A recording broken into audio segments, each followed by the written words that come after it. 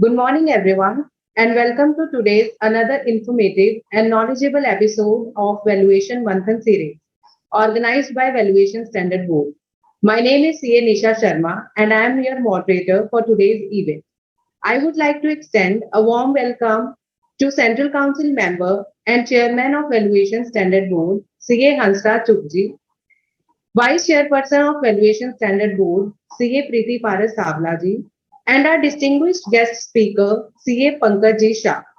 Now, may I kindly request CA Hansraj Chukji to say a few words before we start the session. Sir, over to you. Yeah, thank you, Nisha. Thank you. I welcome you all, each and every participants, those who are in very large numbers with us, running into thousands. You see, like this program, which has been really in continuity with the 11 episodes. Today is the 11th in the series. Valuation Manthan is the program. And today we'll be deliberating upon valuation under income tax and the jurisprudence. And we have a well-known speaker with us. The star speaker of the day is Pankaj Shah. I'm very grateful and thankful to him for joining us today with the best of the knowledge available to him with his experience and the learning process. And I'm really grateful to and thankful to the office team, Dimple and Rahul with us, the moderator, Nisha ji with us, and each and every participant. Naturally, this profession of the valuation is gaining momentum because of the economic size, the growth of the economy, the different mechanism, whether it is under the regulatory mechanism or the other than the regulatory mechanism, business needs or the commercial needs to value any business or under any mechanism of the regulations. I'm really been very grateful and thankful to my co-chairperson. She'll be joining at any moment. Preeti Savlaji, she hails from Mumbai, from the western part of the country. She knows the subject very well, and she is really been supportive to the activities of the this board also. You see, like this board as such, though formed at a different point of time, now converted into the board because board carries many regulatory system. This valuation standardization is the need of the hour, and with the process, we have already adopted many standards in 2018, which are mandatorily required to be followed by the chartered accountants, those who are in the valuation side. So, and many lines, programs are being lined up, whether it is the further development of the valuation standards are not limiting to the financial assets. We may be in the time to come coming out with the standards related with the land and building and plant and machinery also. Many ways we have to expand horizontally and vertically. And the support from each and every participants and each and every experts of this area has been requested with. We have already circulated a Google form. You may have received it. Whosoever has any interest in the groups, different groups to be formed by the board, they can join us and they can help us to give a boost or they give a better understanding to this board so that we ultimately realize the service nature of this board for the membership, not limited to the membership only, but to the different regulators also, to the government also, to the different departments also. Because this is a transaction or the valuation is such a bigger roles are going to play with, whether it is the financial statements, financial assets, or the valuation of the plant and machinery and the other assets, which forms part of the intangible or the tangible, or many ways which we talk about the brands and all that. So, with these initial remarks, I welcome each one of you again to this 11th series of this Valuation Manthan. I'm welcome our guest speaker of the day, Pankaj Shah ji, and our team at the board also, and our moderator also. Thank you all. Over to moderator Nisha Sharma. Nisha, over to you. Thank you so much, sir, for your words.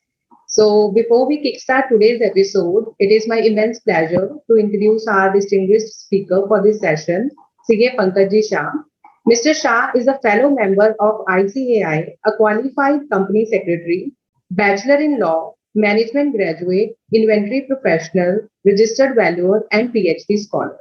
He has contributed to various ICAI publications like Revision of Guidance Note on Tax Audit, Technical Guide on ICDS published by ICAI. He has given over 700 deliberations in conferences and seminars. With his vast expertise in his field, we are sure that Mr. Shah's insight will be valuable and informative to all of us here today. So please welcome Mr. Pankaj Shah to the session. Over to you, sir. I would request, sir, Mr. Pankaj Shah to kindly start the session. Thank you, madam. At the outset, I am grateful to the Valuation Standard Board for providing me opportunity in this very important series of Valuation Manthan. The topic provided to me by the Valuation Standard Board and its learned chairman, C.A. Shri Hansraj Chugji, is very apt in today's times. Why? My topic basically is valuation and income tax, its interplay and jurisprudence. Now, we all know income tax is a tax on income, and income should be real income.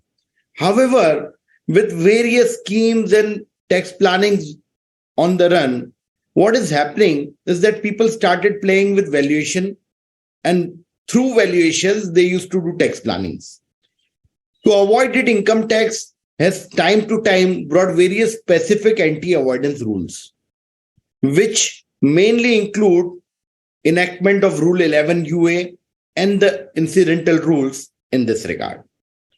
Now, before we delve into valuation, let us see what are we valuing. What is being valued is a question of paramount importance.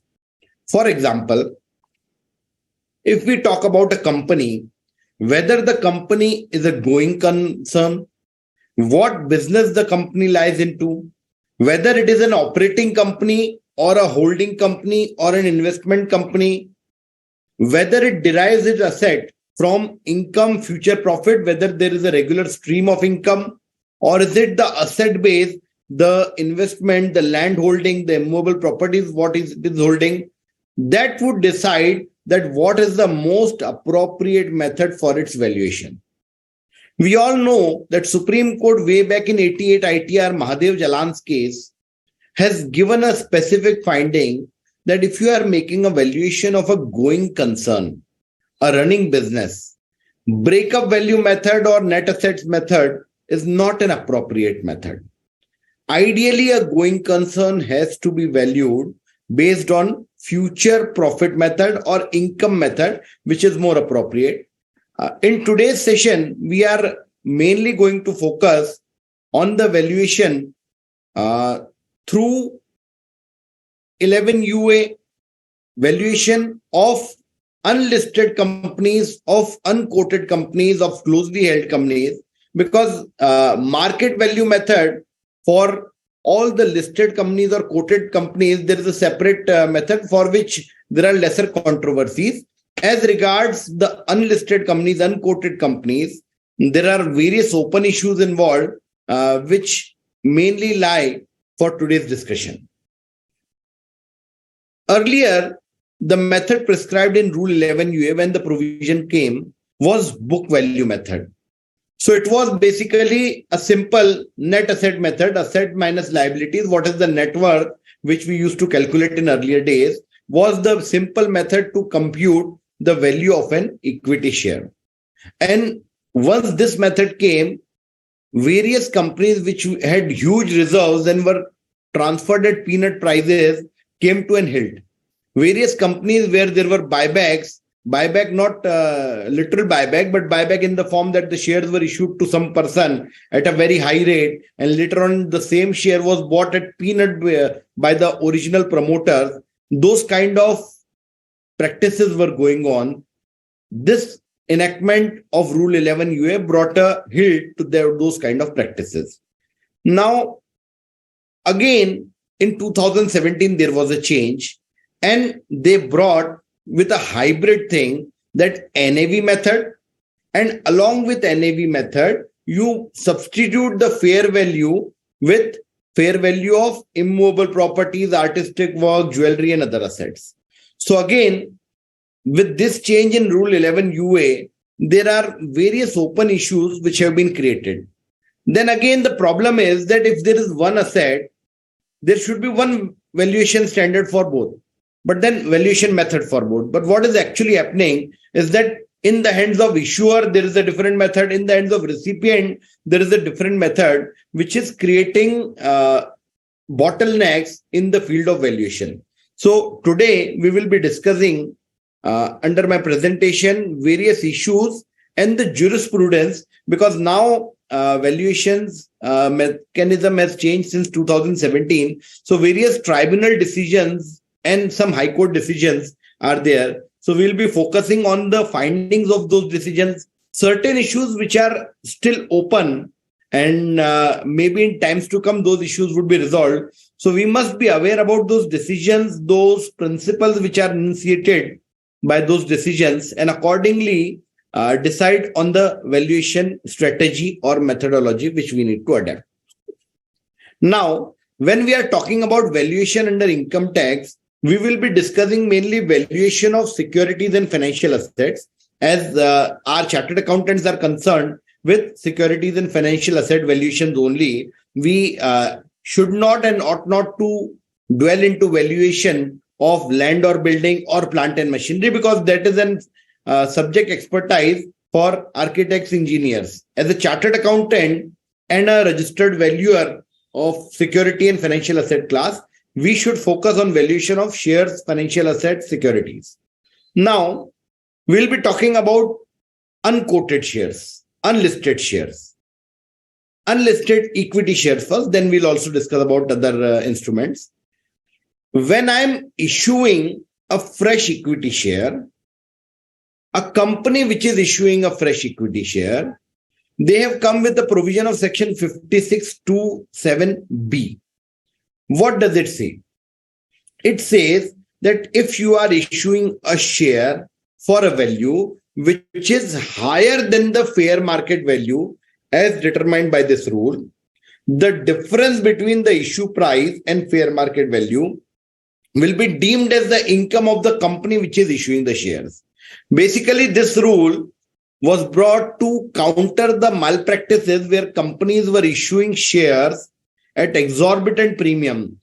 A share having face value of rupees 10 and a newly incorporated company with almost similar book value was issued at a value of rupees 1,000, 990 was premium, and 10 rupees was your face value or the original cost, the paid up capital. So when this kind of thing was doing, now there are two aspects to this. If I'm issuing a share, it is my prerogative to decide how much I want as share premium and how much I want as equity. But because of these malpractices, they have brought in a rule that the premium should be justifiable. And to justify the premium, there are some methodologies which we are going to discuss ahead. Then, this was issue of shares. Now, there is another implication of this issue that when the company is issuing, somebody is getting it. So, a shareholder is receiving some shares on issue. Now, whether it is a receipt or not, that is also a question subject to litigation. We'll come on it. But if I am receiving something which is at a value lower than the fair market value, then the difference will be deemed as income in the hands of recipient under section 56(2)(10). So, issue of shares and corresponding receipt by the share applicant. Second, transfer of shares. Now, in case of transfer of shares, it is not issue. So, this is not a transaction from the company, but it is between two persons. One is holding shares and one is buying those shares. So, there is a transfer of shares. A person who is holding the shares is transferring the shares to another person. Now, there is a kind of double taxation here. How? If I am transferring a share having a value of rupees 100 for say rupees 50 only. So I am selling it at an undervalued price, and akin to section 50C, where if you sell below guideline value, the sale consideration is deemed as the stamp duty guideline value circle rate. Similarly, now they have come with a formula that if you are selling or transferring a share, the sale consideration will be deemed as a fair value of this share. So 50CA, if I am transferring a share at rupees 50, whose fair value is rupees 100, then 50 will be my extra capital gains. 50CA will deem sale consideration as rupees 100, though actual consideration is only 50. So a deeming consideration is brought here. On the other hand, the shareholder, the person who is receiving the shares, I am selling the person who is receiving this share from me, who is a buyer of these shares. He is getting a share worth rupees 100 at rupees 50 only. So 50 will again be deemed as income in his hands under 56(2)(10). So same 50 element of undervaluation or proposed undervaluation will be deemed as income both in the hands of seller and in the hands of buyer. This is similar to section 50C, where capital gains, if you are a seller, there will be capital gains higher in your hands also, and even in the hands of the buyer of the immovable property, 56(2)(10) provisions will apply. So in case of transfer of shares, these two implications are there.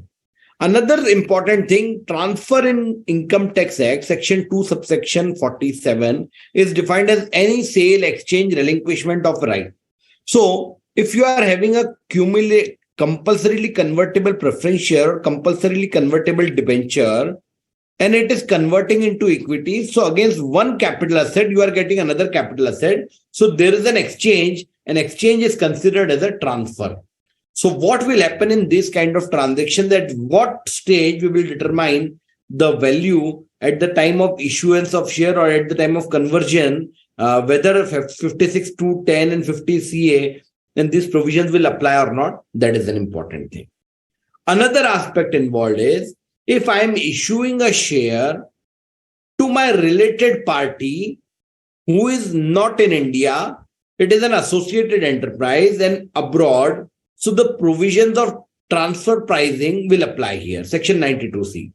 So if a share worth rupees 100 is being issued to a related party in US at rupees 50, this 50 will be a transfer pricing adjustment which will be done, and it will be deemed as income in my hands under section 92C. Similarly, the provisions will or may apply to that another party also under 56. The applicability of 56 on non-resident is still subject to discussion at various forums because of double tax avoidance agreements with different countries. So transfer pricing provisions are also there. Recently, there is an amendment to section 50B, slum sale. So wherever there is a slum sale also, there now has to be a fair valuation of the undertaking which is being transferred. And it is like Rule 11 UACB, which now requires immovable properties and other assets to be substituted at a fair value as against their book value in the undertaking also. So the concept of undertaking, which was that it is an undertaking as a whole and not individual assets, is some way compromised in these valuation rules. Ideally, what we all know that for stamp duty purposes, you can do an itemized sale. But if it is an undertaking, you may not enter into valuation of each and every asset. But now this formula, which lays down the valuation of undertaking, now requires fair market value of those individual assets of the undertaking to be substituted. So the basic concept of undertaking now goes away. With this background on different kind of transactions, we will move on issue of shares. Now there is an interesting thing. Section 56(2)(7)(b), VIIB, this deals with issue of shares. Now, when you are issuing a share at a value which is lower than fair market value, then there is no issue in the hands of issuer company. But if you are issuing a share at a value which is at a higher price than the fair market value, for example, a share of fair market value rupees 50, I am issuing it at rupees 200, the difference of 150 will be taxed as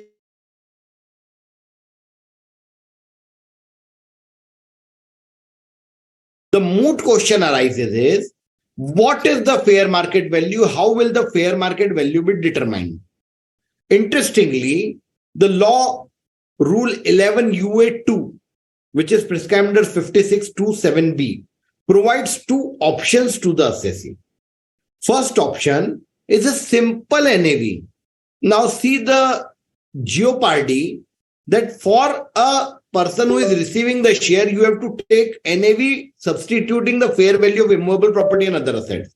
But when you are issuing a share, the company has to determine a fair market value based on simple net assets value, ignoring the methodology of substituting the tangible and intangible asset with the fair value. So for example, if my company has only one asset, I am issuing there are originally 10,000 shares in the company and 10 rupees per share is the par value. So original value is 1 lakh rupees. Against this 1 lakh, I am already having a land which I have bought in the company for say rupees 1 lakh. Now the guideline value is say rupees 10 lakhs. So if I am issuing a share, I'll use the first method, NAV method. And as per the basic NAV method, my value still comes to rupees 10 because the increment of rupees 10 to 100 because of increase in the price of immovable property is not taken into consideration in 11 UA2. So I am opting for the first option, net asset value method. So that has to be based on the formula number 1, simple NAV. So I can issue it only for 10, not at any premium. Now, we all know that it is a going concern if a new company is being formed, a going concern, a running business. Supreme Court has reiterated Mahadev Jalan and various other cases. A going concern ought not to be valued at a breakup value method, NAV method. So they have given an option that you can get it valued at a discounted cash flow value and you can issue it as a value arrived at DCF method because it is based on future profits. And keep in mind that always the value arrived from DCF method would be way higher than the value arrived from NAV method. The only exception is there is no business, but the real value is derived from some immovable property or some asset, some investment. So this is not for holdcos, this is not for investment companies, but if you need to make a valuation of a company which is having profits, which is going to earn profit, then DCF is the most appropriate method. So now here they have given DCF method. Who will compute this DCF method? Earlier, there were two persons. One was category 1 merchant banker and second one was an accountant who is a chartered accountant in practice, not an auditor of that company. Unfortunately, the right to value on DCF method by a chartered accountant was withdrawn in 2018 in the rules. So now only a category 1 merchant banker can compute a value based on DCF method. So if a company wants to issue shares at premium and use DCF method, it has to approach a category 1 merchant banker for valuation report. And we all know the cost, the compliance cost, the cost for obtaining a report from merchant banker is much higher. So this provision is really causing hardship in various companies because for every company to get a report from a merchant banker is a bit difficult as against to get a report from a chartered accountant, which are more in number and which are also subject experts. From the Valuation Standard Board, it has been time and again represented to the government to include a registered valuer in valuation for DCF method under Rule 11 UA2. And we are hopeful that in times to come, a registered valuer for securities and financial assets would be included because for Companies Act, you need to obtain valuation unavoidably from a registered valuer. But for income tax, for same transaction, you have to go and take valuation from another merchant banker. So this kind of things are creating duplicacy of transactions and obtaining a report from DCF value for companies purposes, section 62 purposes from a registered valuer and for the purpose of income tax from merchant banker is unnecessarily increasing the costs. Now tell me one thing, that these two options are there.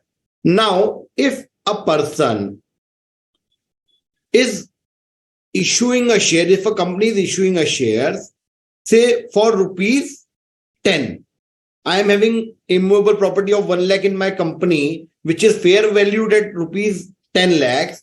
I can issue, if I am opting under first option, net asset value method, I can issue it only for rupees 10, right? But then the shareholder who is receiving it, he cannot receive it at a price which is lower than the fair market value. And for him, the method prescribed under Rule 11 UACB is a fair net asset method. So if a company is complying with Rule 11 UA2 and issuing by adopting first option NAV at rupees 10, there will be a corresponding addition. There will be a violation in the hands of shareholder and rupees 90 will be added in his hands.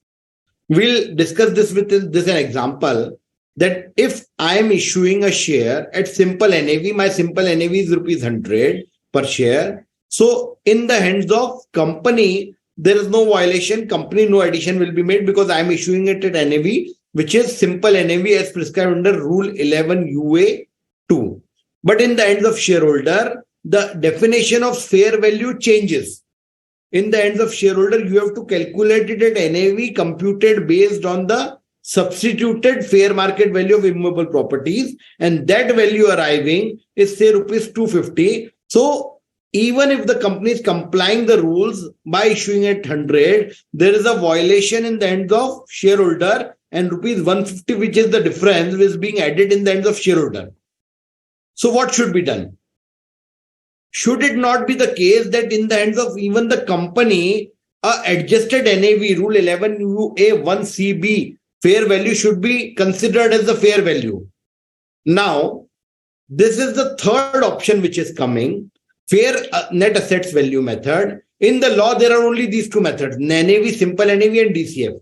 But then judiciary has evolved this that ultimately if the same transaction is there, it has to be same value in the hands of the company as well as the shareholder. So they have deemed that this fair value net asset value method will be deemed in the Rule 11 UA2 also, that there is a decision of Ahmedabad Tribunal in Jayashree Propec Private Limited. It is a recent decision of 2022 where they have said that considering fair value of tangible and intangible assets for valuing premium on issue of shares is there. They are saying that the 56(2)(7)B did not prescribe only one method for valuation, and assessee could also justify fair market value of share based on valuation of asset as on date of issuing of share, including both tangible and intangible assets at its fair value. So therefore, the interpretation, no, you have to issue it only simple NAV and not on the basis of fair NAV has been rejected by the judiciary, though the literal interpretation says so. So now there are three options in Rule 11A2. Two options are basically prescribed in the rules, and third option is deemed to be there by the judiciary in various decisions that will also be considered. So I think this situation is clear. Now, issues arise when I am issuing shares at premium, calculating the fair value based on discounted cash flow method. Now, we will be discussing those things in detail. First, we will also come to transfer of shares. Now, when there is a transfer of share, I am giving my share to somebody else. The valuation is to be based on fair NAV method, intrinsic value method, where you substitute the book value of assets, certain assets like immovable property, jewelry, artistic work, shares and securities with the fair market value. This is an illustration. I'm showing a calculation. The formula is basically A, book value of all the assets. So I have taken gross current assets, book value of all the assets. From the book value of asset, we have to reduce the advance tax and taxes which are there. That has to be reduced from here. And correspondingly, provision for taxes has to be reduced from liability. So taxes, advance tax paid will not be considered in asset, and provision for tax will not be considered in liability. So both type of taxes have to be removed from here. Now, book value of assets is there. Minus, now book value of assets, you have to substitute, you have to reduce the book value of immovable property, jewelry, artistic work, and share and security. Then substitute it with the open market value of jewelry and artistic work, open fair market value of shares and securities, fair market value of immovable property determined as per stamp duty guidelines. And then you will come with a fresh value of assets, which is representing the fair value of asset. You have to reduce the book value of liabilities from this, which will include all the liabilities, and the net amount, net worth, which is coming, has to be divided by the net number of shares, and this will give you a value per share here. This value per share is the value below which you cannot transact when you are transferring the share or you are receiving the share. So if you are giving the share, you have to give it at 25. If you are receiving the share, you cannot receive it at below 25. This is a floor cap which lays down a rate below which you cannot transact. This is Rule 11 UA in case of transactions. Now, one question may arise that you have to consider the fair value of immovable property determined as per stamp duty guidelines. I'm a real estate company. I'm having immovable property as stock in trade. Whether I would be required to value the stock in trade also as per the market value. Because for stock in trade, our accounting standards say that it has to be valued at lower of cost and net realizable value. But now Rule 11 UA does not make an exception. It says any immovable property has to be valued as per the fair value. So this is a dichotomy which is creating unnecessary hardship on even real estate companies. That if you are valuing a real estate company for immovable property held as stock in trade, there should have been exception that it has to be valued at its lower of cost and net realizable value. However, the law, if read literally, clearly says fair value of immovable property determined as per stamp duty guideline, and a stock in trade of real estate plots is also an immovable property. If somebody goes to take an aggressive view, he may play on the word property. What do you mean by property? Property is defined in section 56 to include capital asset. And if property is interpreted conservatively to include only a capital asset, in such circumstances, you will not include the stock in trade of real estate. That is an aggressive view. But in my personal view, these views are my personal views. These views are not of, let me give a disclaimer. These are not views of the Institute or the Valuation Standard Board. These are the prevailing views which are being practiced in the profession. I am giving you practical guidelines. So a practical view in my personal thing is we have to go by the law, and law says immovable property. So let's not give it a restrictive meaning and include the stock in trade also. However, if somebody takes an aggressive view because of the word property, then the word property would mean only capital asset and stock in trade would not be included in this kind of valuation. Then, now moving ahead, total assets, whether this would include a deferred tax asset also, because then it would increase the value of your shares if there is a deferred tax asset. A says book value of all assets. Deferred tax is a notional asset, because we may not know whether that asset would be realized in future or not. So deferred tax is a notional asset, and notional asset is not an asset.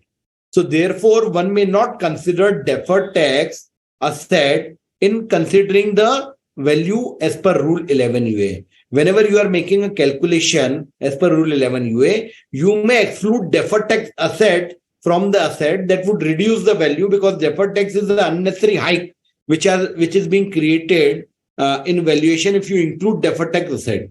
So if you want to arrive at a higher value, then deferred tax would be included. However, as per the logical interpretation, deferred tax is not to be included in the book value of all the assets A. Right. Then a problem creates because I have to revalue the shares in which I have invested. If I want to make a valuation of a company A, shares of company A, and company A has invested in the shares of company B, and company B has further invested in the shares of company C, and company C has some immovable properties. So see how complicated it becomes, because as per the rule, first we have to value the valuation of immovable property in the hands of C. Based on the value of that immovable property, we will arrive at the valuation of shares of C. Then based on this updated value of C, you have to value the shares of company B. Based on the value of company B computed in this manner, you will compute the value of company A, and accordingly you may do the transaction. So this is where there are step down subsidiaries, multiple subsidiaries, and investment in different assets will create a very difficult exercise for valuation. So there should be at least some point of stage where you need to stop. The simple going by NAV. And then another problem which cannot be resolved is the cross-holding. I am owning shares of company B and company B owns shares of me. So if I want to value company B, I'll have to go to company B and see its asset. So company B has investment in my company, so I'll have to first again value myself. For valuing myself, I have to value company B. For valuing company B, I have to value shares of me. For valuing shares of me, I have to again value B. So this kind of circuitous equation is being formed, and then you cannot value in case of cross-holding by the income tax rule 11 UA methodology. Because wherever there is a cross-holding, you cannot value based on this formula. Then some kind of deviation has to be taken in this kind of situation. So this rule 11 UA, where you have to value the shares on the basis of same methodology. If there are the higher the step down subsidiaries, the more will be the complication in this case. And wherever there is the cross-holding, God save us. Then, when there is a valuation of equity shares, whether you would reduce the value of preference share capital or not. Because in company law, as well as income tax, share includes the equity as well as preference share. So whether you will reduce the value of preference share capital as a liability or not. Yes, you will reduce. The total liabilities would include preference share capital also, as held by Delhi Tribunal in the case of Neelu Alanjil Singh. They have said the Rule 11 UA mandates to include preference share capital in total liability of the company and exclude only paid up equity capital of equity shares. Basically, only paid up value of equity capital can be reduced. So therefore, preference share capital would be reduced from the valuation of the company. So you'll get a lower value if you reduce the preference share capital of the company, and that has been permitted in this case. Moving ahead, now I am transferring some shares. So for transfer of shares, there is a new provision 50 CA. It says if you go by the first method, that same rule 11 UA 1CB, which says fair NAV method. So giver of share also fair NAV method, taker also fair NAV method, that is fine. But in many situations, when you are selling the shares, you may sell a share which is actually a minority share. So you may not get the desired price. The book value may be anything, the fair NAV may be anything, but you are at the mercy of majority. You cannot sell it in the free market. So then there has to be a discount for lack of marketability, discount for lack of control, which should have been applied. We will discuss about these discounts, DLOC, DLOM, discount for lack of marketability and discount for lack of control, which is read in the Income Tax Act by some courts. We will be taking those decisions. But when we are selling a share, then we have this option for obtaining a valuation report from a merchant banker or an accountant, chartered accountant. And there we may use this DLOC, DLOM methodology because it has been considered for fair value purposes. Moving ahead with issue of shares, there are various issues when you are issuing a share. We know issuance of share at NAV, very simple, no headache. Issue of share at fair NAV, which now we have deemed, is also fine. There should not be an issue because it is deemed in the Rule 11 UA2 by way of certain decisions. Courts have interpreted it to make a proper logical interpretation of the provision and to make the provision workable. But then issue comes when you value the shares at discounted cash flow method, because DCF is all about assumptions and futuristic approach which nobody can precisely predict. there is an irony in Income Tax Act that 62(1)(c) of Companies Act 2013 says that the value computed at the method of DCF or any other method under Companies Act is the minimum price. So if you are getting a valuation report from a registered valuer SFA under 62(1)(c), that will give a minimum price at which you can sell. You cannot sell at a price below that price. On the other hand, Income Tax says that this is the upper cap. So if I have arrived at a value of say rupees 150 from DCF method, as per Companies Act, I cannot issue a share at rupees 149. I have to issue it at 150 or above. But Income Tax says you cannot issue at rupees 151. You have to issue at 150 or below. So ideally, if there is a DCF value, the reconciliation between Companies Act and Income Tax will only happen when you issue the share at exact value arrived from DCF method for same value. Now, it is practically not that feasible because in Companies Act, the valuation has to be done by a registered valuer. In Income Tax, it has to be done by a merchant banker, and valuation is an art and science. No two persons can come at a same value, identical same value. If it is there, then that is a cut, copy, paste. And what these laws says that the value determined has to be exactly same in both the acts. So therefore, two valuers determine exactly same value. One is a registered valuer, another is a merchant banker. So this is a practical problem which is coming in this case. So the only solution is that you issue at an exact value arrived by the valuer. Then, when a company is issuing bonus shares, what would be the implication? Because bonus share company is issuing at free of cost.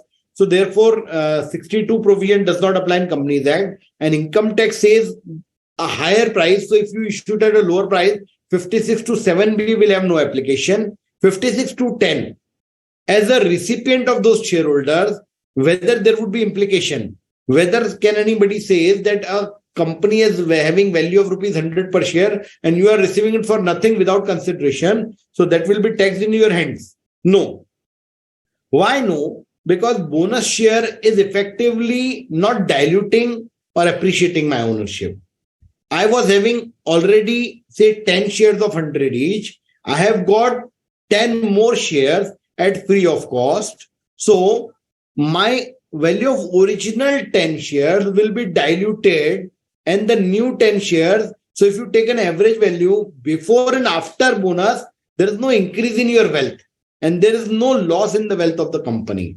So ultimately, it is just an internal restructuring. You are not receiving something without consideration or an inadequate consideration. This is very well accepted by Bangalore Tribunal and various decisions, saying Dr. Rajan Pai's decision. So bonus shares, no implication under 56 to 10. When you are receiving the bonus shares, there is no implication in the hands of issuer or in the hands of the recipient of the company under section 56 of the Act. Right?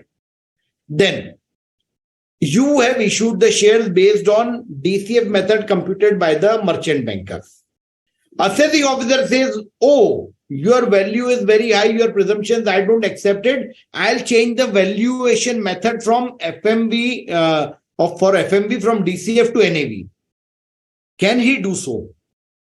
When the law, when the statute itself gives me option to work out the valuation from both either NAV or DCF, then the assessing officer cannot change the valuation method from DCF to NAV or NAV to DCF unless he found the fault in the valuation report, which is prepared by the chartered accountant or say by the merchant banker or a registered valuer, unless he found the fault in the same. So assessing officer cannot change the method from DCF to NAV. There are various decisions, but then what we need to take into precaution is whenever we are using a DCF method, our DCF method should be supported by the caveats, by the basis. We should have all the bases based on which we have made the projections, or these projections are there.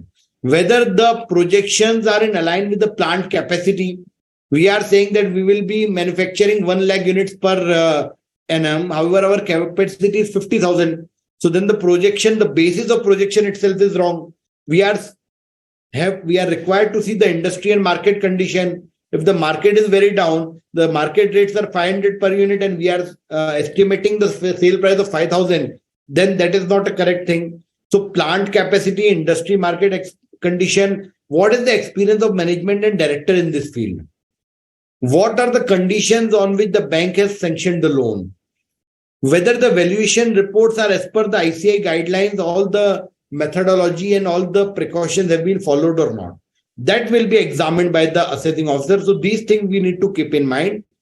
Jaipur Tribunal in the case of Rameshwar Strong Glass have laid down this criteria that while following DCF method, assessee should ensure that it has verified all these things in coming out with the projections. CBDT also, because it realizes that in case of startup companies, there may be huge additions because there is the startup, it's all about idea. And an idea can change your life, change your future. So the valuation could be very high, which today may appear to be high, but we have seen various startups have become unicorn and have brought exorbitant prices, even though they are in losses, but they have earned huge amounts of money. So in valuation. So basically, in case of startup companies, they have realized that yes, there may be increase. So they have directed the AOs to not recover any demands unless the demand is finally decided in the appeal stages. So this is very important circular by board. Board also realizes that the value based on DCF may be higher. Then again, the option of DCF cannot be withdrawn by the AO. The department has given me option of valuing a share based on DCF or NAV. And if I have used NAV, the assessing officer cannot withdraw the option of NAV. If I am using DCF, the assessing officer cannot withdraw the option that, sorry, you cannot use DCF. You go to value as per NAV only. It is my prerogative because it is provided in the law also. So it is me who will decide which method to follow. So the option to use DCF cannot be withdrawn by the AO. In many cases in assessment proceeding, the assessing officer substitutes the value as against DCF to the NAV method, which is bound to give a lower value and then make different additions in 5627B that you have issued at a very high premium. So keep in mind, department cannot withdraw the option of DCF. AO cannot substitute his own value. The assessing officer, if he feels that the value is not correct and finds some specific defect, he can give it for another valuation, but he cannot bring out a value of his own and substitute. AO is not an expert in valuation, which we people are. So in Sinestan Entertainment, it is laid down clearly by the tribunal that AO cannot substitute his own value in the value computed by a professional expert. Then assessing officer cannot give it for revaluation to another person unless he has found some specific defect. He has to found a defect. Oh, in your valuation report, you have not considered this or this is a mistake. So therefore, I'll give it for a revaluation. Revaluation will also be done by an expert. So keep in mind that valuation cannot be given for revaluation unless the AO finds a specific defect. One very interesting thing comes. I have received share application money in 2020 and I am issuing shares in 2023. Section 56(2)(10) says that you, or 56(2)(7)B says when a person is received. So when the question of receipt arises, when it will be received?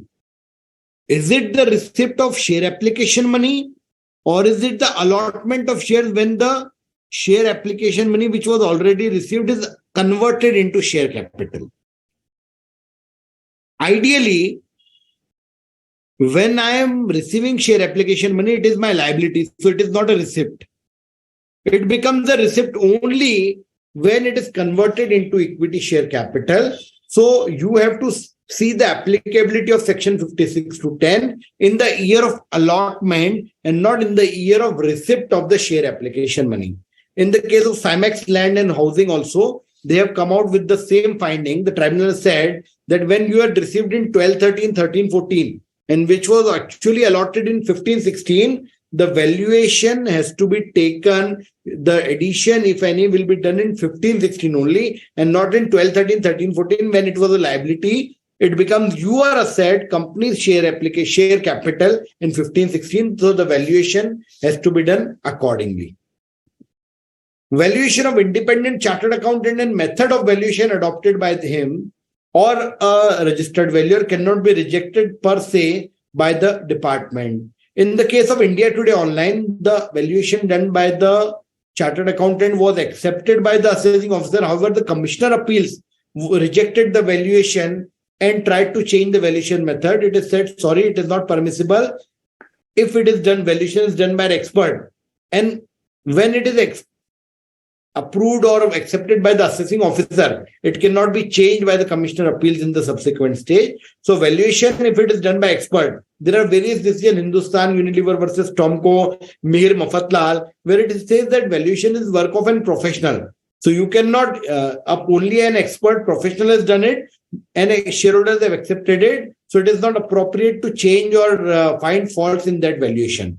Valuation done by an expert have to be accepted. On the other hand, with great power comes great responsibility. We as a valuer should ensure that we have made it properly, applying all the correct provisions of law. Then 56(2)(7)(b). Here also it is coming that what is the objective where there is a genuine premium and genuine all the transactions, whether 56(2)(7)(b) will apply. There are findings in tribunal that these provisions are anti-evasive provision. The object of this provision, section 56, was to bring to tax certain unaccounted and illicit transactions. So therefore, where the transaction is genuine, bona fide, these provisions ought not to be applied. This is a view taken by the Delhi Tribunal in Clearview Healthcare's case.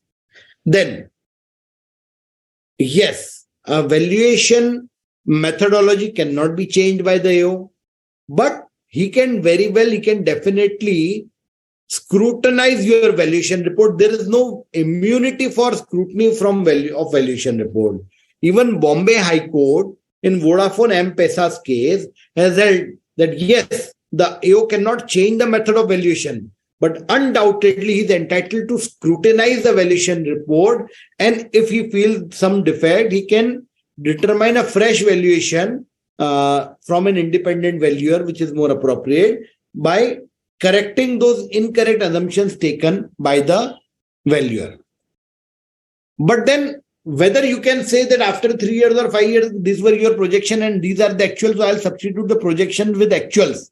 No, that cannot be done. Actual result of future cannot be a basis to decide the reliability of projections. At the time of projections, you need to see what was the scene, what was the scenario, what was the basis of taking this assumption. Subsequent event that the actuals are differing with the projections cannot be a ground to reject the valuation report. Bangalore Tribunal and Valencia Nutrition have clear-cut said that actual result of future cannot be basis to decide the reliability of the projections which were made at the year 1.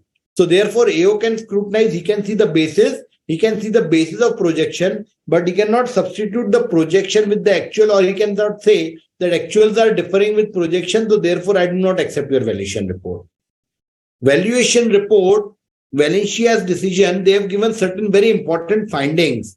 They have given some cautions also that cash flow projections are the most important thing, but you cannot, the assessing officer cannot basically on the basis of actual results, actual performance, doubt the original projections. What AO can see is the correctness of projections, the discounting factor, terminal value calculation, empirical data, industry norms, scientific data, all these has to be studied and seen. But actual results versus projections in normal circumstances that the assessing officer will not be allowed to see and value. Projected value is an estimate and variation. Now, this is very important. Again, projections are basically a future expectation, so you cannot compare it with actuals. Madras High Court in VVA Hotels, they have again repeated the same stand. AO, if he wants to reject the valuation report, he cannot just summarily reject it. He has to find specific defect and record specific reasons for not accepting the valuation report. Only then he will be free to make the additions. Otherwise, he cannot reject the report per se as such. Landmark case of Bangalore Tribunal in case of Innovative Payment Solution. When there is a variation between NAV and DCF, Now, obviously, there is bound to be difference between NAV and DCF, and merely because NAV and DCF are very different. NAV may be 1,000, DCF may be 1 lakh. So merely because there is a difference, you cannot reject the valuation. Rather, there is bound to be a variation between these two things. And if an addition is made on this ground that there is a variation between NAV and DCF, that addition cannot survive. It has been clearly laid down by CRET Alpha, Alternate Investment Advisors, Mumbai Tribunal. In case of, this is a case of 2022. Then, again coming to the same issue, difference between projections and actuals. Difference between projections and actuals is not an indicator to reject the thing. There is bound to be difference between, and you have to see whether the projections were made on logical basis at the time of making projections or not. It is seen that in many assessments, the assessing officers are going on actual basis. You see, actuals are different from projections, so I'll reject your report. Merely difference between actual and projection cannot be a ground for rejection of my valuation. Then, again, 56(2)(7)(b) applies in the issue of shares, not in the issue of receipt. We have to calculate it in the issue of shares. Earlier, we had discussed 56(2)(10). We have to see the applicability will arise when shares are allotted. For 56(2)(7)(b) also, future value, the later you come, higher value you will get. So 56(2)(7)(b) also says that you have to see the year of issue of shares. In that year, you will determine the value, and at that higher rate, you will see it is not the year in which you have actually received the share application money, but the year in which you are issuing the share. 56(2)(7)(b) will also apply in that year.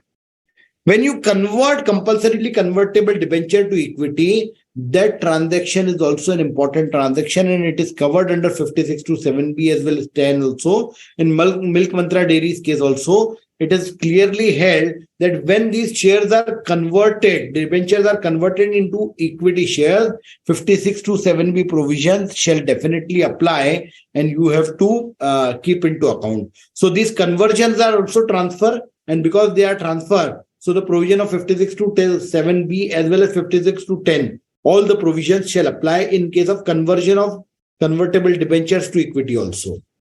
Now, in my valuation report, I am saying that I have valued make the valuation of step down subsidiaries based on certain basis. But if I am not having the balance sheet of that step down subsidiary, how can my report be reliable? So this is held in LNB Renewable that if a valuation is done, but if the proper records were not provided and disclaimer is given, that valuation report cannot be accepted. Valuation report, if not submitted in assessment, please submit it in CIT appeals. At the earliest possible stage, it has to be submitted. But even if it is not submitted at the assessment stage, you may submit it at the appeal stage and it will be accepted. Roddick Sikkim Projects case, Corporate Tribunal has clarified this position. It is a legal thing. It should be brought at earliest possible point of time. But even if you miss submitting it in the assessment stage, you can definitely submit it as an additional evidence in the appellate stage and it will be considered. 56(2)(7)(b) and 50(CA) guideline value will be considered even for transfer pricing provisions, because you have to value as on fair value, and fair NAV is a valid method, because in transfer pricing you have to apply most appropriate method. So if your share value is say ₹10 book value and 100 as per NAV, then 100 will be adopted. You have to substitute it with the value of tangible and intangible assets. Now, coming to transfer of shares, this was all about issue of shares 56(2)(7)(b). Wherever DCF is challenged by department, they try to change DCF because they want to reduce the value and add the premium amount as exorbitant in the end of shareholder. What will happen in case of transfer of shares? Transfer of shares. In case of Aradhana Realty's case, they have said in transfer pricing provisions that if there is an inconsistent stream of revenues, in the next 5 years, 1 year I get something, second year I do not get something, third year I get, fourth year I do not get. So if the stream of revenue is not stable, then you cannot go by DCF. Then it is always advisable to go for NAV, breakup value method. So in those cases where there is an inconsistent stream of revenues, Aradhana Realty's case, Bombay Tribunal has said the DCF method cannot be applied, cannot be adopted in this case. When there is a difference between now, this is very important thing. Now, let us consider a situation that if a company is issuing a shares and I'm getting a share, the share is allotted to me, whether that is a receipt of shares as contemplated in 56(2)(10) or not. Now, taking an example or interacting, there is a distinction between allotment of shares and receipt of shares. Now, let's say, Nishaji, if the shares are received by me, when it can be received by me? If you give some shares to me, I'll receive it. So, for receive, there has to be existence of those shares. Something which is not there, how can it be received by me? So, for transfer, there was a concept that transferor, transferee both have to be there to give something to me. Similarly, shares have to be there for receiving it by me. And when a share is issued by a company, it is not existing. It is an allotment which I am receiving. So new right is being created. I am not receiving something. It is basically created. So a very interesting decision of Jaipur Tribunal in case of Prakash Sharma HUF, they have said that yes, there is a distinction between allotment of shares and receipt of shares. And wherever there is a receipt of share, there has to be shares in existence. So only existing share which are held by something can be given to me and I can receive it. Allotment of share cannot be equated with the receipt of shares. How is it relevant? See, I'll explain in layman example. A company's share was 500 per share. Now I don't want to, I want to sell it and somebody wants to buy it. The person who wants to buy it says that, boss, I am the majority shareholder, you are minority shareholder. I'll buy it for 100 only, you will get 100. You won't take, otherwise you be there. So the minority person has no choice. He has to give it away at whatever value he wants. Now, since there is a Rule 11 UA, what companies used to do, okay, let's do one thing. We'll come out with a issue of shares and discount. So the share which is having a fair market value of rupees 500, I'll issue it only at rupees 10. So there is a issue basically at a kind of discount. So there's a right issue and the person basically is not exercising that right issue. What will happen in this case? Ultimately, his shares, value of his shares will get diluted because he is not exercising the share. I am exercising the share. So originally we both were at same footing, 500 per share. In the right issue, when the share was issued at rupees 10, he did not subscribe. So his value is same and I am subscribing. So my value is increasing because I am getting a thing of 500 at rupees 10 only. So this is basically an issue of right issue. When the right shares are issued, by bringing right issue, I am getting my value increase because on the cost of dilution of the other party. When this is happening, the question arises whether this right issue can be regarded as a receipt under 56(2)(10). As going by the decision of Prakash Sharma HUF, this is only this is not a receipt of share, this is an allotment of share. So therefore 56(2)(10) will not apply when a right issue is being brought, when a share is issued by a company. So this is very important. 56(2)(11) per se will not apply because it is at discount, not at premium. But coming to 56(2)(10), one view is that 56(2)(10) shall not apply because allotment of share, allotment of right share is not a receipt of share. However, there are contrary views also. But if you see, if there is a transaction between relative, one relative is not exercising, another relative is exercising the right issue, what will happen? These are relatives per se. So when they are relatives, then transaction between relative 56(2)(10), there is a specific exemption for transaction of close relative. So if this kind of internal restructure exercise is being done in the company, 56(2)(10) will not apply itself because this is a transaction between relative. So internal restructuring between relative can be done by bringing this kind of transactions. Another view is, now there are some interesting aspects here. Relatives, realignment between relatives, no issues by way of right issue. You can do it. It is not taxable under 56(2)(10). When I'm selling some share, 50 CA will apply. They will say the share is value ₹100. I'll say I am majority. I'll buy your share only at ₹50. If you want to give. Otherwise, you be there. I'll not take your shares. So then I am not having control. So discount for lack of control can be levied. I cannot sell it in open market because this is a private limited company's share. So there is a discount for lack of marketability also applicable here. So you can apply these discounts, though Income Tax Act does not apply it. But since they deal with control premium, if by buying one share, I become the owner of company, I had 49% share. If I buy 2 shares, I'll become the owner of company. Majority decisions will prevail. So then for these 2 shares, you will have to pay control premium. In transfer pricing, they have said that the value of these 2 shares would be much value of those 49% share which I was already holding. So when the control premium is accepted, illiquidity discount ought to also be accepted. It is a recognized concept that when the shares are a private limited company, which I cannot give to anybody, then at least a 15% illiquidity discount ought to be allowed. This is held by Company Law Board in case of Anup Bhaskar Rana and has been accepted in SR Technologies case in Income Tax Decision 107 taxman.com 360. Similarly, in case of Technic Italy SPA Limited, it is held by Delhi Tribunal that 15% illiquidity discount is fine. So, in case of income tax also, wherever required, we may use this important concepts of control premium and illiquidity discount because they have a recognition in jurisprudence of income tax that these are a logical concept, and for arriving at fair value, these ought to be applied. Buyback.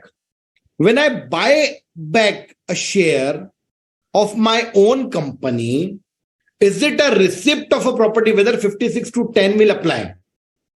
Now in the similarly worded 56(2)(7)(a), it has been held that when I receive something, it should be a property, but a share of my own company is not a property for me. So if I make a buyback from my shareholder, those shares have to be compulsorily cancelled within 7 days as per Companies Act 2013.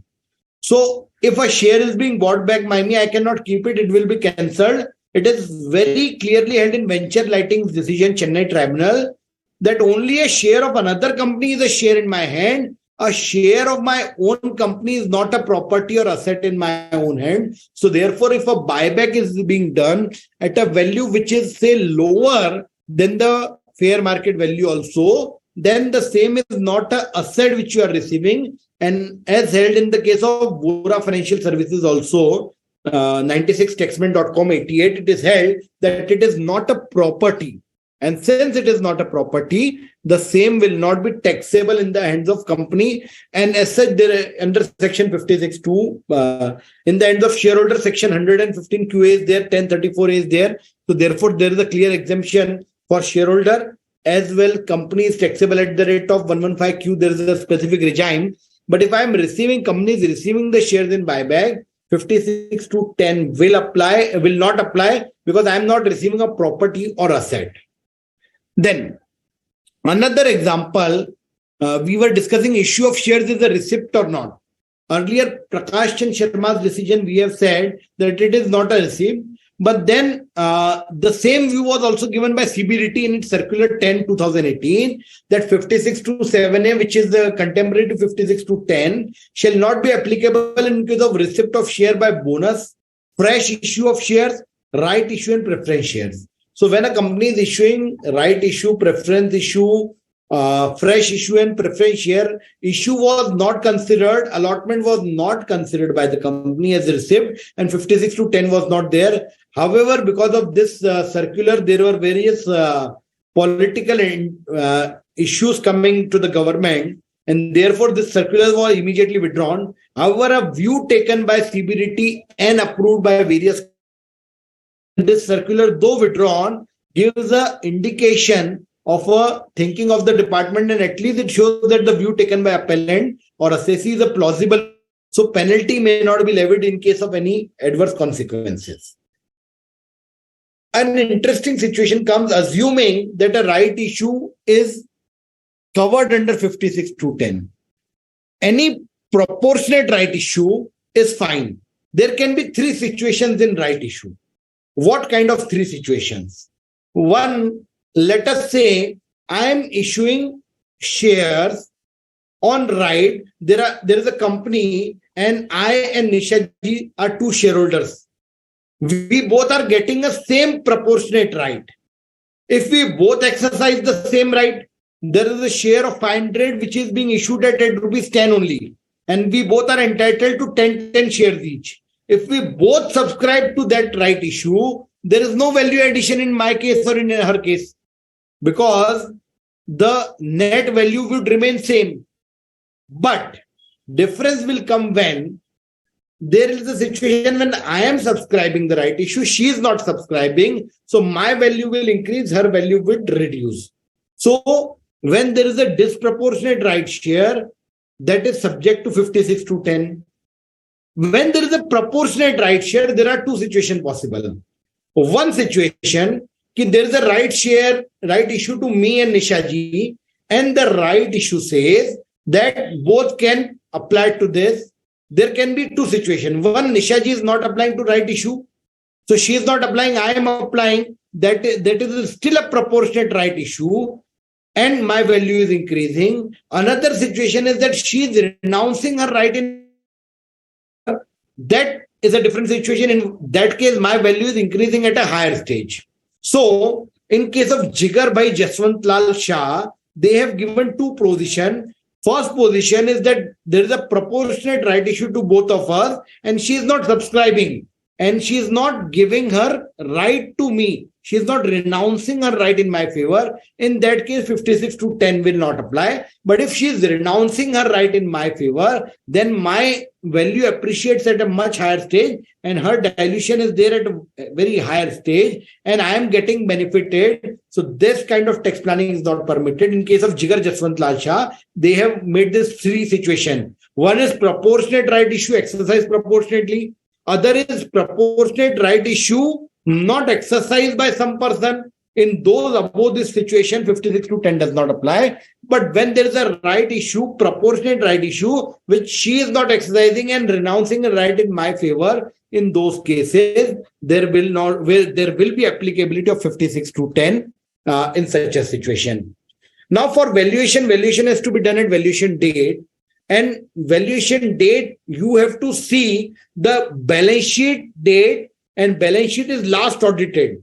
So if we are issuing a share in say 2024, so we end 2024 say April, but the audited balance sheet for 24 is not available, we have to refer to audited balance sheet of 2023. That is what is prescribed even in the case of Sadhvi Securities. They have clearly said that the balance sheet last audited date has to be taken. So even if the next financial year is ended, but you are not having available the audited financial for the next year, you go to the last audited balance sheet financial date.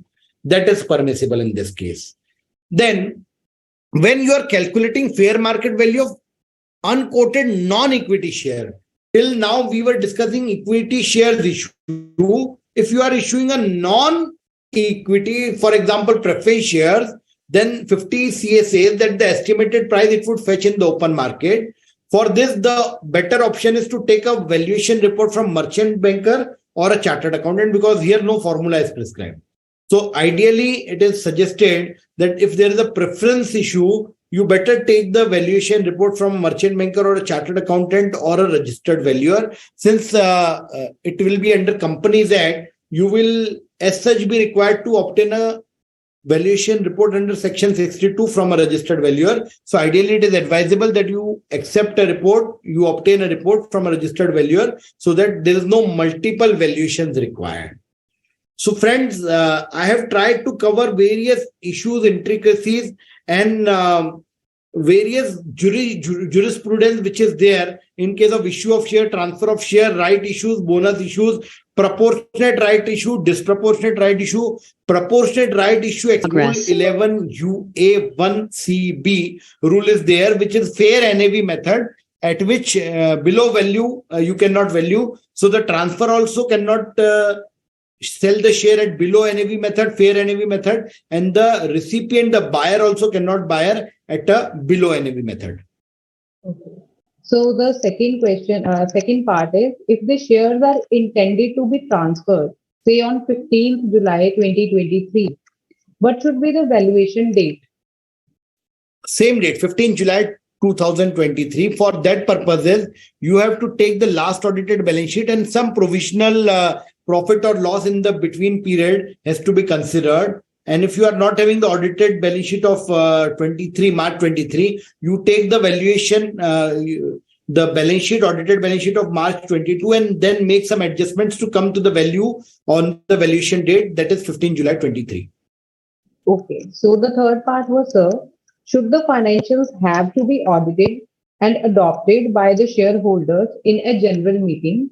And what has to be the date of balance sheet? Date of balance sheet will be audited, that if you are not having 31st March 23, Sadhvi Securities case, which I have just referred, you have to go at 31st March 2022 year-ended audited balance sheet and then arrive at the valuation date. So balance sheet has to be audited as on the last audited balance sheet only has to be considered. Right. Okay. So the second question, if shareholder A holds only one share in a private limited company and he wants to sell that to another individual B who will be holding share on behalf of company, is valuation required even if only one share is transferred? And can a CA do the valuation based on fair market value if the same is as per the formula prescribed in Rule 11 UA? For transfer of a share, 50 CA and 56 to 10, when you are making a valuation as per Rule 11 UA 1CB, there is no requirement of getting a valuation report from any authority. So a chartered accountant can very well do it, and it is advisable to get it valued from a chartered accountant or a registered valuer. Okay, so the first part of the question was, sir, that if valuation is required in case there is a transfer of only one share. Valuation for every transaction would be required because there is no cap. Even one share valuation is required. You can do the valuation of one share yourself also. A company has to compute the value as per the formula. The company can itself do it, shareholder can do it, or a valuer can also do it. There is no authority. Okay. So the third question is, in case of amalgamation of wholly owned subsidiary into its holding company, where subsidiary holds some share in its holding company, there will be cancellation of cross-holding. So at what value such cancellation should be done? See, where there is an amalgamation of these two companies, you are cancelling the shares of your holding company. So ideally that would be at nil value, because whatever you are having, everything belongs to your holding company. So there is no need of valuation here, because 100 or 1, these units, ultimately the value would remain same. So whatever, if you are amalgamating in your wholly owned holding company, there is no need of valuation required here, and the cancellation share shall be at nil value, because you don't need to give anything to your subsidiary, because your subsidiary, whatever is held, it is ultimately yours. So you are not required to give anything to your subsidiary on cancellation of shares in amalgamation of this kind of cross-holding. So the next and most probably the last question for today's session is, if circle rate is higher than purchase value in case of land, so how it would address the issue under section 56? Circle rate of the property has to be considered for valuing the share value. So when you come to the valuation of those shares, it has to be based on circle rate. If the asset is held by the company, then the circle rate has to be taken, or a higher rate as you may desire. But then the question is not that clear, because here we are concerned with valuation of the share of a company which holds the land, which has to be valued at the circle rate. So if the value in company's book is higher than the circle rate, then the book value has to be considered. Okay, sir. So we have received some more questions. So the next question is whether valuation report would be required at the time of conversion of CCPS. Yes, absolutely, it would be required. Okay. In So the case of next Milk Mantra, Calcutta Tribunal, this aspect has been dealt. There is a direct decision of Milk Mantra's case, Calcutta Tribunal, which is there in my presentation. Okay, got it, sir. Any comments on the recent draft changes in methods under Section 11 UA that were circulated for public comments? See, the comments are yet under compilation, and the comments exposure draft would, all these are personal in nature. So, prima facie, I can say ki yes, it is required. However, to bring a non-resident under this ambit of Rule 11 UA 56 is not warranted or advisable, because there is already FEMA, CCI regulation, FEMA regulations are there for valuation. So to again complicate it and have a separate report in income tax is as such not advisable. I would suggest that there should be more changes.